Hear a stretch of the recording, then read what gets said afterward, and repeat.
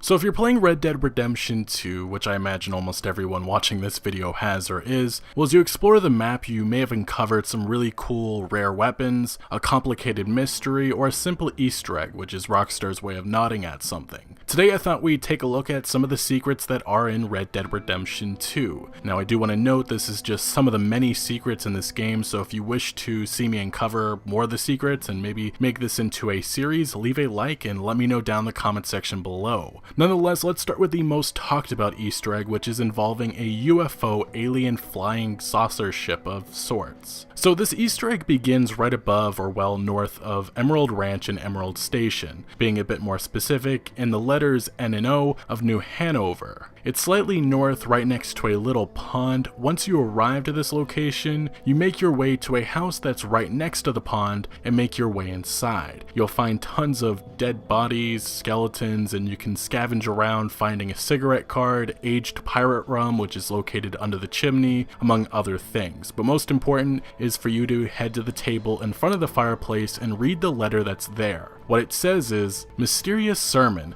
at the second hour under the half moon, by the great love and grace of our Savior, Kukowaba, voyager of time and galaxies, we cast off of our corporal shells, so his vessel can take our spirits to the promised realm, to live in peace and power until the 2000th year, when we will return for the new chosen and worship once again at the peak of Mount Shan. In his love we rejoice always." Now, based on the contents of this letter and the mention of the second hour under the half moon, you need to sleep or come back at around 2 AM. In doing so, you'll walk in to see a UFO flying above you, and you can shoot at it and just look at it for about 2 in-game hours before it flies away, or if you leave the house, it'll immediately fly away. This is a very mysterious Easter egg, and nobody really knows what it could mean, if anything. Grand Theft Auto 5 had mysteries like this involving multiple UFOs. Personally, I would love if this was a tease at a supernatural Cowboys vs. Aliens single-player DLC, similar to the zombie-themed Undead Nightmare Red Dead Redemption God, but that's more of just a hope, at least for right now. So next we have is the Bigfoot Easter egg, and this one is located in West Elizabeth, right around Mount Shan. After I soak in this view, as you can see Blackwater and other locations in the distance, what's uncovered are a bunch of bones belonging to something that is clearly not human, but looks like a Bigfoot. Not much else can be added about this, but Grand Theft Auto 5 had a Bigfoot Easter egg of sorts, and obviously in Red Dead Redemption's Undead Nightmare DLC, there was a mission involving hunting down the last remaining Bigfoot in tall trees, which is also part of West Elizabeth, which was given by the same Bigfoot hunter that was also in Grand Theft Auto 5, and there has been some rumors of him appearing in Red Dead Redemption 2, but at least right now I haven't been able to confirm that. If you're in need of some cash, this next mystery is an easy $1,500 in game. It's called The Strange Statues, and it begins with you coming upon some ancient paintings. This is located just north of Valentine, and more specific, it's right on the window rock marker, and after Arthur Morgan inspects this site and makes a drawing of it in his notebook, you'll next be heading north of Bacchus Bridge, and I'd say finding this location is a little bit complicated. You just need to find the entrance, and once you make your way inside,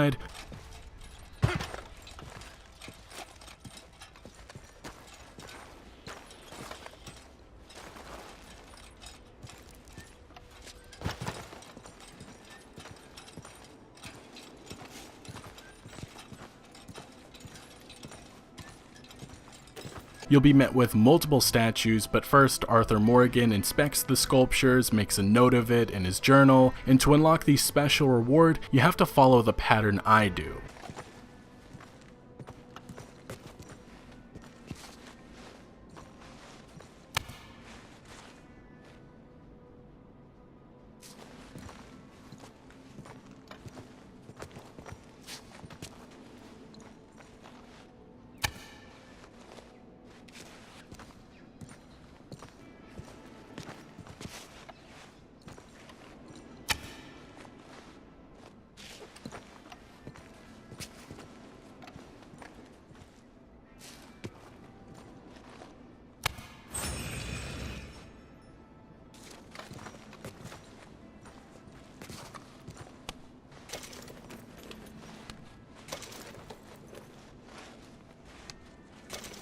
So yeah, you get 3 gold bars, which if I remember correctly, go for around $500 in game each and can be sold to a fence. So this next item is actually a rare weapon that you can uncover, and I would say this is actually very simple to find and obtain. Just south of Kaliga Hall, you need to make your way to one of these small islands that are on the map, and once you arrive, it's important to be very careful because the location is usually loaded with alligators, but once you make your way through, you just need to get to the broken ship which has the broken sword, there for you to obtain. Now after you obtain it, you'll be able to find it in your compendium with a description that reads, "An old and rare pirate cutlass with a long snapped blade and decorative golden handguard. This relic was found lodged inside an abandoned boat run adrift in the swamplands surrounding Saint Denis. With a longer range than most bladed melee weapons, this is still a practical combat weapon despite its age." Overall, I only used this weapon a few times, as you can see with me taking down a baby alligator, but it seemed pretty cool. I haven't really used many melee weapons because it's not really my taste, but it's an interesting and unique weapon that maybe you want or need to add to your collection. Now, other than finding a pirate item, if you make your way to the Ansberg region of the map, you'll find a Viking burial site where you can collect some pretty cool items. So first, you'll need to travel just south of the Roanoke Valley marker on the map,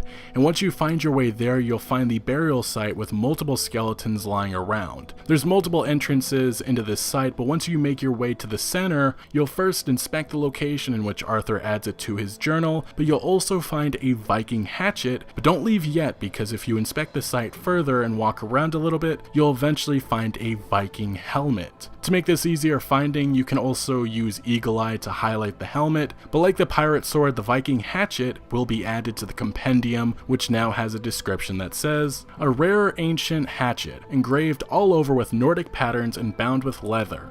This melee weapon was found at an old stone altar in the Roanoke Valley area of New Hanover, lodged into a skull. This hatchet can also be thrown."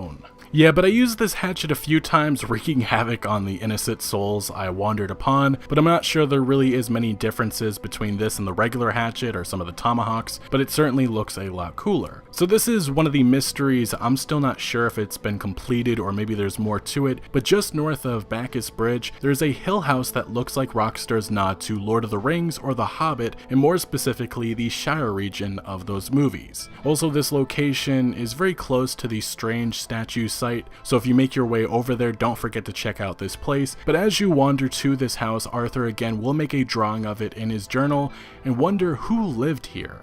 And if you look closely at this house, you'll notice some windows, a few barrels, and a wagon, but also a strange turtle-like symbol above the front door. Interestingly, if you played through early parts of the story, there's a certain mission in which a turtle is on some people's shirts, so maybe that's what it's connected to, maybe? It's still really hard to say for sure. Now going back to Ansberg, this time just above the Roanoke Valley marker, you'll find a small house that's very close to a cliff. Anyway, once you eventually make your way inside, you'll find a mess of dead bodies in which it appears everyone was killed by a meteor that came down from the sky and pretty much blew their bodies into pieces. It's a pretty graphic scene, but after you scavenge the house for all the supplies, make sure to grab the meteorite, which you can sell for a solid amount of cash, and once you get outside, you'll also need to inspect the site and make note of it in Arthur's journal. I really just don't know how to describe this next Easter egg. It's just kind of a crazy woman of sorts who's for some reason chained up and looks and acts like a lunatic. It's located right next to the Braithwaite Manor in Rhodes, and I think it's best I just let the footage speak for itself. Want a kiss? What? Find the way home. Yes, sir. Oh, Becky. Oh.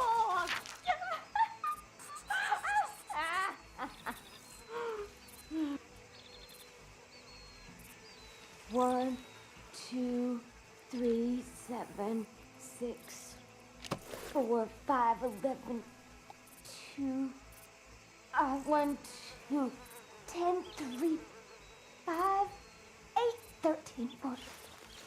1, 2, 3, 4, 17, 29, 13. 1, 2, 3, 4, 5, 17, 8, 9, 3. 1, 2, 4, 7, 59.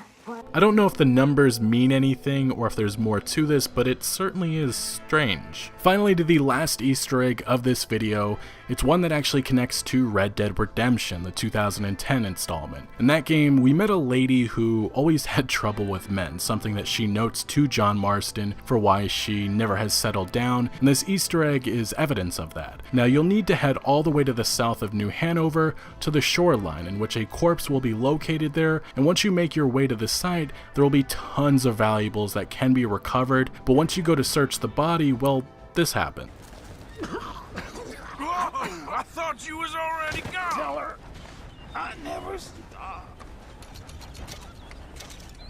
So yeah, this is a reference to Bonnie McFarlane, and the letter is pretty sad. It says, "Letter to Bonnie McFarlane. Dear Miss McFarlane, I'm sorry I said it, I'm sorry, you're right. I do let things get out of control in my head, I always have, I see that, but I love you. We are meant to be together, it is our destiny, I know it is. I saw you in a dream, raising kids, you were very happy as my wife, and I was proud to be your husband. Dreams don't lie, and neither do I. I'm heading off to make my fortune, and when I come back, a rich man, you'll see what a fine husband I will make you, and a father to our children, and no, I won't grow up. On that subject, you're wrong. I've got so many things to say to you. I'm going to continue with the writing of this letter later, but believe me when I say, we are destined for a long, happy life together. Even your father will come to believe it and accept me, no matter how humble my birth." The sad thing is, even in Red Dead Redemption, 12 years later, we all knew she had some interest in John Marston, but John was a family man and nothing ever happened. But eventually she did get married by 1914, so